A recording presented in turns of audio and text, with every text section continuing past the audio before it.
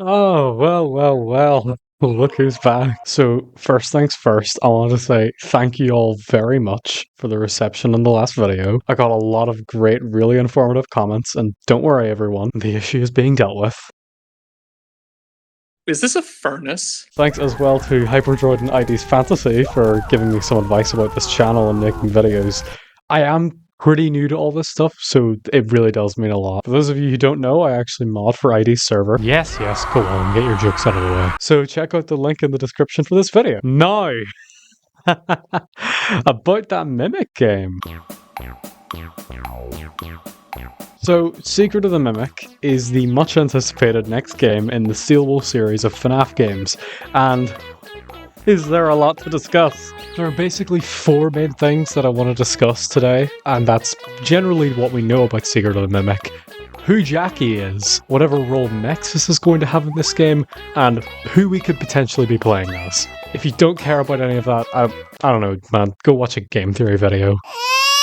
It's a joke, by the way. Tom's a great host, and they've been putting out some excellent videos lately. See, now that I've mentioned game theory, I can put them in the tag. So first things first, what do we actually know about the game? We can pretty confidently presume that the game takes place in 1979, as the date is shown briefly in the teaser for the game, and is the code that we access the plushie with in the recent update to Help Wanted 2. We also know that at the very least a portion of the game is going to be taking place in some kind of factory that is presumably connected to some kind of gift shop. This is shown off not only in the Help Wanted 2 update, but also in the demo shown at PAX. We should also note, however, that this might not be the only location that we visit within the game, as there have recently been a lot of hints towards some kind of Fall Fest attraction, specifically one that ended in some kind of terrible fire. We know from the Tales epilogues that the Mimic was pretty badly burned at one point, so these things could be linked. From the demo in PAX, we saw two minigames. We saw a manager's office minigame, and we saw a chase minigame.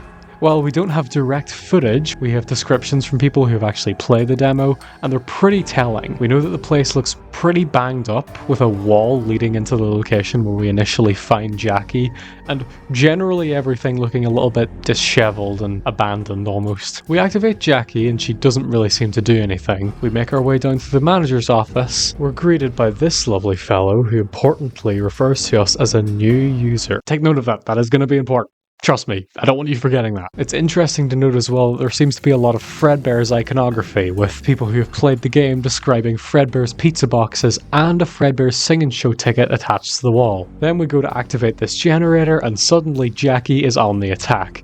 She brutally murders our beautiful boy, and then we leap down the hole that she created to escape her. That then leads into the chase segment. The chase is your pretty standard FNAF chase segment, though what we know is that it's absolutely horrifying. There's also conflicting descriptions about whether or not Jackie has her orange eyes seen in the teaser during this chase, but at the very least we know that she does have the orange eyes active during her jump scare. After finally reaching some vents, we crawl through, and suddenly we're attacked by Jackie. And that's where pretty much everything we know about Secret of the Mimic ends. However, there is one more thing we know, but we'll save that for later. Let's focus on the character who comes up most often when talking about Secret of the Mimic, and in the demo we just mentioned, Jackie. Now, when the trailer for Secret of the Mimic first dropped, myself, along with pretty much everyone else, immediately assumed, okay, so that's just the Mimic, right? Like, there wasn't a lot of reason to assume that she wasn't the Mimic. Not only is Jackie the face of the Mimic game, but she literally has orange eyes, like we saw in the Mimic at Ruin. So Jackie's just the Mimic, right? Well, if we go off not only the Secret of the Mimic demo, but also the Help Wanted 2 update, we can tell that Jackie is, like, huge. I know that sounds like I'm calling her fat. I'm not. She's tall, I mean. She's very tall. But yeah, Jackie is much bigger than we expected, and definitely a lot bigger than we've ever seen the Mimic appear. And if we compare these two images of Jackie and the Mimic, Jackie appears almost about 3 times bigger than the Mimic. That's not to mention the important fact that Jackie is missing her legs. The Mimic has been legless before, but this was only in its earliest stages. It was very quickly given legs by the Fazbear Entertainment teams. From what we can tell from the demo, Jackie's endo is connected to this massive tube, which is directly linked to her box. This would make it incredibly complicated for the Mimic to somehow install itself within Jackie's suit. That's without even getting into her arm mechanics. I mean, look at this. It's ridiculous. She looks like one of those inflatable tube men. Like, correct me if I'm wrong, but we have yet to see Mimic turn its arms into jello. Like, there's no way Mimic would be able to operate the arms of this thing. So, what's going on? Clearly Jackie is linked to the Mimic in some way. I mean, they wouldn't include the orange eyes for nothing. But it also seems very unlikely that Jackie is literally the Mimic endoskeleton. So what's the deal? Well, we just might have an answer in that favorite thing that everyone loves, the FNAF books. Without getting into too much detail, Edwin Murray, the creator of the Mimic, discovers that the storyteller, which interlinks throughout all the systems of the Pizzaplex, is running on the Mimic 1 software. Now, this is interesting for a multitude of reasons that largely relate to Glitch Trap. There's another interesting thing here. Whenever Edwin realizes that the storyteller is running Mimic 1, and therefore the one causing all the issues with the Glam Rocks and throughout the Pizzaplex, he says it was happening again. Edwin has this moment of recollection where he seems to almost like beat for beat acknowledge that this has happened before. Sometime in the past, the Mimic has taken over a system, or been placed in control of a system, like it was with the storyteller, and used that to manipulate animatronics throughout a location. And we know this can't be from the original Mimic story, because 1, Edwin is already gone by the time the Mimic starts killing people in that story, and secondly, the Mimic doesn't take control of any other animatronics or systems in that story. It's only using its own base endo. So that not only tells us that something like the infection of the Pizzaplex has happened before, Edwin was in some capacity there to encounter it. I wonder where we could be going with this. I think the events of Secret of the Mimic are in some way heavily paralleling the events of the storyteller. Now, guys, I know we don't like to use the P word, I know we don't like to say parallel, but just listen, okay? Listen. When I say parallel, I don't mean that these two stories are existing in separate continuities, just that the events and themes presented within the storyteller are being echoed within the story of the Secret of the Mimic. I think that much like the Glam Rocks in the time of Security Breach, Jackie, rather than literally having the endo of the Mimic inside of her, has been instead taken over by the Mimic 1 software. And I don't think Jackie is the only one that this is happening to. Now, there are certainly animatronic costumes throughout the factory that the Mimic will probably be climbing inside of physically. Not only do we see the elephant and the bird from Ruin in the factory, but as many fans have pointed out, the Tiger Rock plushie seen within Help Wanted 2 appears to be a scaled down mascot costume, which could indicate the Mimic will be climbing inside of a Tiger Rock mascot costume in this game, which is just so cool. If that happens, I will never shut up about it. But anyways, the existence of those mascot costumes doesn't negate the fact that there are animatronics like Jackie who don't appear to be able to be climbed inside of. And given that Edwin relates the infection of the Glam Rocks to whatever happened sometime in the past, I would imagine that there are going to be a significant other amount of animatronics that have been infected by Mimic 1. Now, this raises an interesting question.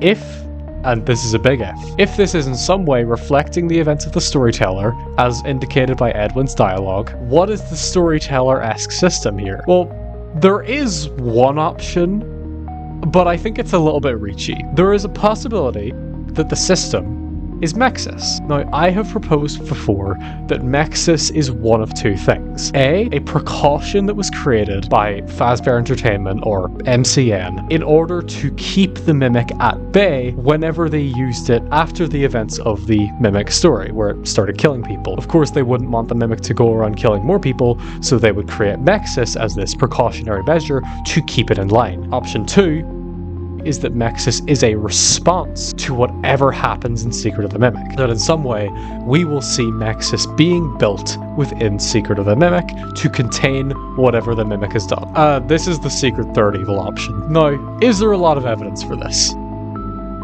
No. This is complete fanfiction. It's just something that came to mind. What if Mexis originally ran on Mimic 1? We see that Mexis is able to link throughout the Pizzaplex. So what if Mexis was designed to link throughout the factory? What if it was the system that would connect to all the different animatronics and all the different hardware throughout the factory? And what if that resulted in whatever we see Edwin referring to in the storyteller? Now, do I think this is likely? I don't know. It's a complete crackpot theory, and it would require, like, the entire purpose of Nexus being altered by the end of the game to contain the Mimic rather than spread it, but who knows? We'll see. And this pretty much leaves us with only one more question. Who are we playing as? And thoughtful viewers who've been paying attention, I think it's Edwin, but yeah, on the off chance that we aren't just some random new character in this game, I think it really does make the most sense for us to be playing as Edwin Murray in this game. As I've already mentioned, Edwin Murray made the Mimic. The 5-year-olds in the audience are currently laughing because of the funny Mimic song. As I've already gone over, it would appear that Edwin has had some other encounter with the Mimic, and I think this is the perfect place for that to happen. Not only do we have a potential link to this incident through the possibility of Jackie being infected by Mimic 1, but from what we know about the demo, something feels a little bit off about our protagonist. Now, obviously, we don't know much about them because they don't speak. The most we actually get of them physically is a pair of seemingly yellow engineer gloves, which have some kind of screen pads on them. It's not entirely clear what this means, but I imagine it'll be some sort of gameplay mechanic. In any case, it appears that we're at least in some way technologically skilled and that we are an adult.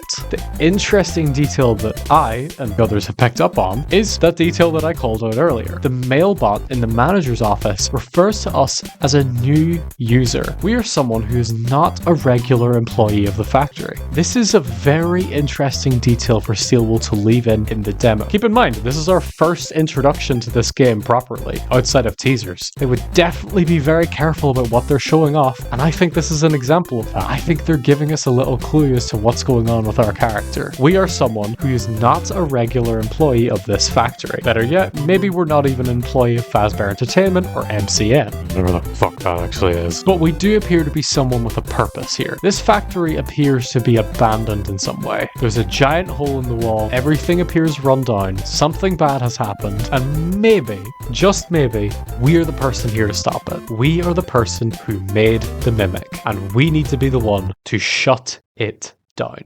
First, that didn't work because it's still alive and then Edwin fucking dies in a tree. But yeah, I think it's pretty clear that a lot of this video is more hypothesizing than properly theorizing, which is basically all we can do with Secret of the Mimic at this point. There have been a few things in this video that I didn't really touch on, like the MCN company name, literally just because we have nothing to go off of there other than just the name. I've seen people throw around that maybe it could be Murray Co-Manufacturing. That sounds like a weird way of titling your company, so I'm less confident on that. Regardless, I'm very excited for Secret of the Mimic. From everything that we've heard about the gameplay, this just seems like a really fun FNAF game. It feels like Steelwool are really making an effort to make this game scary and engaging as a story. If Help Wanted 2 is any indication, we're finally getting some actual synergy with the books, allowing for people who haven't read them to understand the important details that have been shown off in those books, you know, without spending £100 and having to read them all. But yeah, I think Secret of the Mimic is going to be really fun, and hopefully we will get some news for it very, very soon. Anyways, thank you all for watching. Quote from the great philosopher Sun Tzu. My wife left. My name Greg. You're watching Leg. Glazed Ham. Subscribe. Watch like 2 weeks after this video comes out, the new trailer drops. Like, I know what's gonna happen, man. It's been like 5 months since the last teaser. State of Play is coming. All of this is gonna be disproven in a week.